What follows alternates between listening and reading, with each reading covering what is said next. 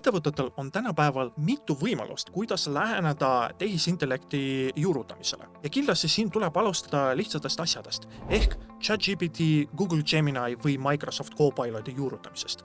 Need tööriistad on äärmiselt kasulikud ja samas väga kättesaadavad. Selles mõttes, et kõige odavam litsents maksab vist 18 eurot per kasutaja Google Gemini puhul ja juba Google Gemini'ga või ChatGPT'ga sa saad luua väärtust väga paljudes kohtades. Nüüd, kui me räägime natuke keerulisematest lahendustest, et oletame, sa tahaksid omada enda veebilehel enda personaliseeritud vestlusroboti, mis kuidagi osutab tugi sinu klientidele või vastupidi, sul on mingi sisemine vestlusrobot, mis kuidagi toetab sinu töötajaid, et tänapäeval võib öelda, et lihtsaid vestlusroboteid olemasolevate tehnoloogiate abil võib luua seal umbes 2-5 euro eest. Selline igakuine ülalhoid on umbes 150-300 eurot kuus.